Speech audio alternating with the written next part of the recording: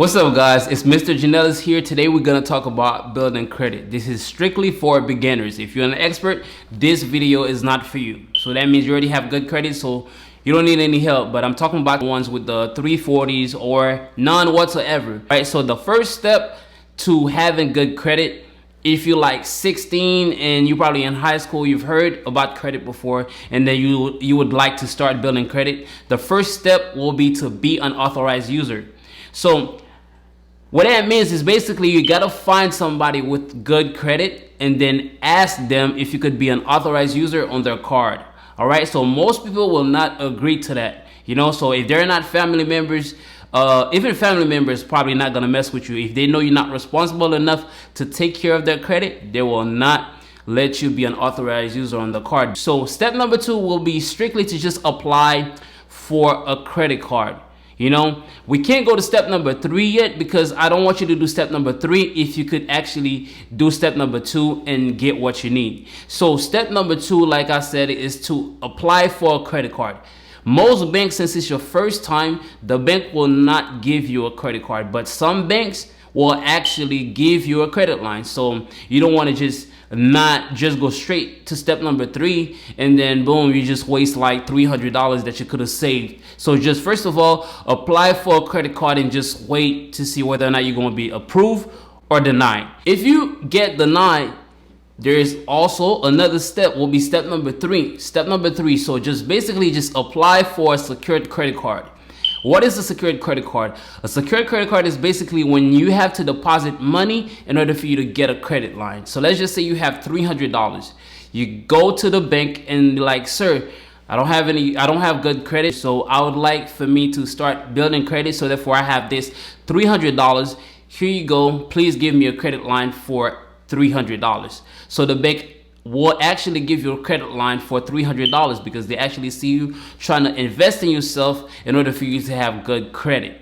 So once you have a credit card, once your credit card arrives in the mail, we have like 6 mini steps that you have to follow in order to actually maintain good credit. Okay, so the first one will be the moment you receive your card in the mail, first of all, you gotta activate it before you actually use it.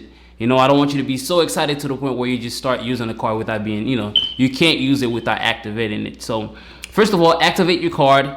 And then the 6 mini steps will be to actually set up an automatic payment. This is very important, guys. A lot of people think they could actually just remember exactly when their credit card bills are due. Most of the time, I forget everything that I have to do. So therefore, I have to actually set it up.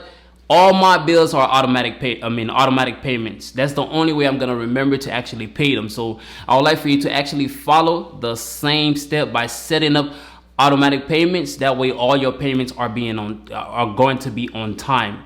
So the second mini step will be your credit card usage. All right, so you have to make sure you keep your credit card usage below 30%.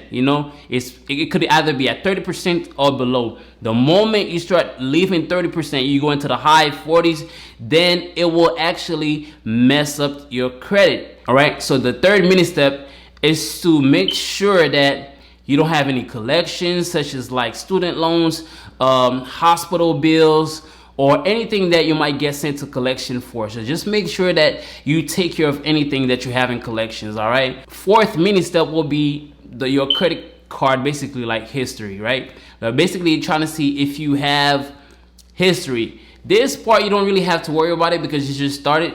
There's nothing you could actually do about it. So if you don't have basically years of credit, this step right there, you don't really have to worry about it. Eventually you will get there.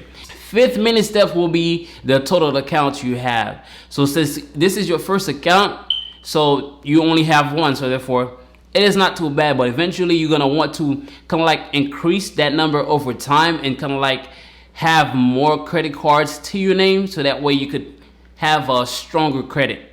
All right, and the last one will actually be like hard inquiries on your credit, such as like, let's just say you feel like you got good credit, now you're a boss, you're about to go sign a car, or you're trying to get a home, your money's up, you're trying to splurge, right? So let's just say you go to a car dealership and you pick a car. Let's just say if you're not absolutely sure that you're gonna get the car, don't let dealership run your credit, because they will run it over and over and over again until they kind of like deduct at least 20 points from your credit score. So don't do that unless you're sure that you are going to get a car, or the car that your credit is being run for.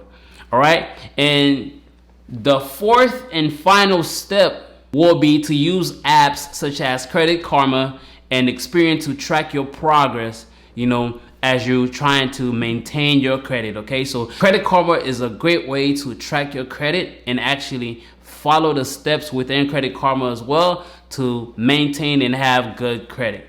Okay, so if you find this video very interesting, or you learned a lot from this video, please click the like button and subscribe to the channel if you'd like to learn more about credit, about making money, anything about making money. That's what we talk about in this channel. So if you like making money, then this channel is definitely for you.